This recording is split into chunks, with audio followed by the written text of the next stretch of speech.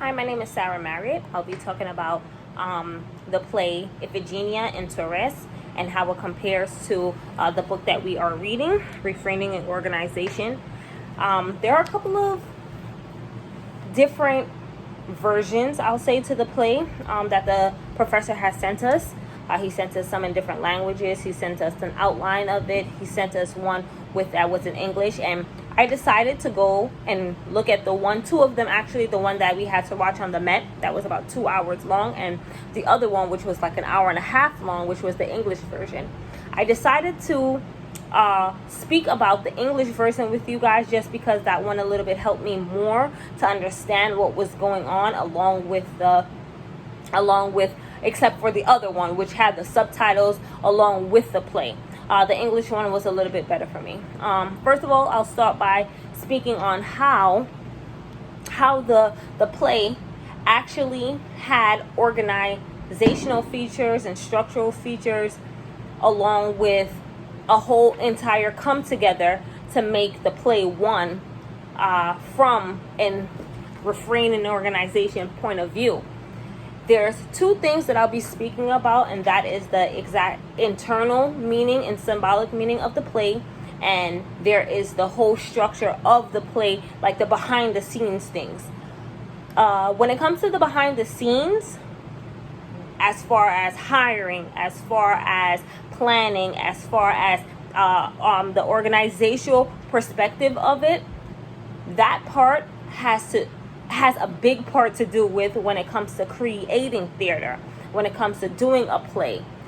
In order for a play to have beautiful structure and to reflect on the audience, it has to first have someone who is writing the screenplay, even if they're going to be doing a representation of something they have read before. They still have to have someone to break it down, and that's like the top manager, the top boss that writes out that blueprint and lets everyone know, okay, this is your role, this is this. They have to have someone who is dressing all the characters, someone who is saying, okay, this is your line, a director.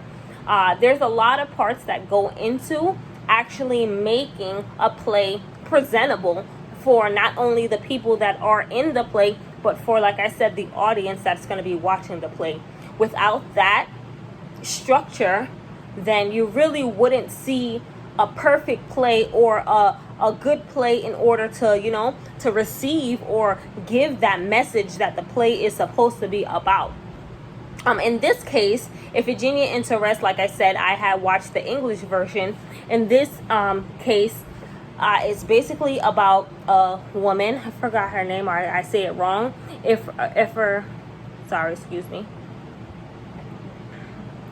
Her dad, Agamemnon, and Iphigenia, and how basically her brother Artesis, they meet up after they having to basically separate. Her dad had to kill the mother. They had to separate. He had to do a lot of things, and after they got separated, the brother Orestes, he had to meet. He met up in a serendipity type of way of meeting his sister back, and instead of him fighting a war for her like other movies, they met up in a coincidence, a very like ironic way, and after they met up, they were able to escape on a boat with another one of his companions and get away.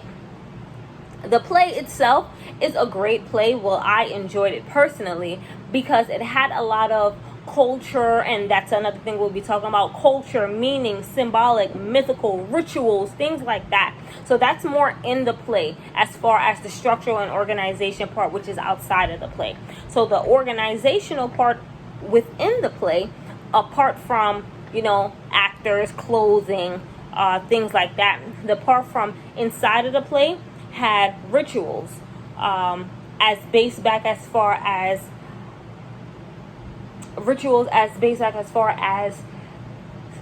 the what's her name?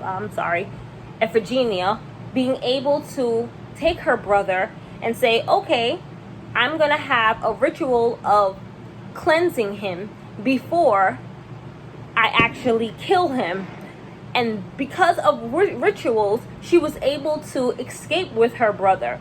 If they didn't have rituals, if they didn't have culture, if they didn't have those things set in stone in a symbolic type of way, then they wouldn't have been able to get away.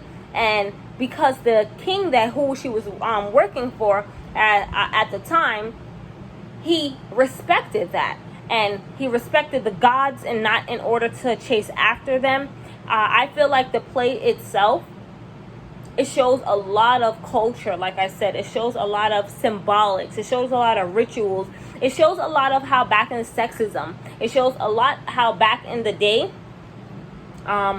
ceremonies, how back in the day, or in Greek mythology, BC, how those things were so important to them that it even was able to trick the minds of people, or of the king, not the king, I'm sorry, who she was staying with. I forgot his name.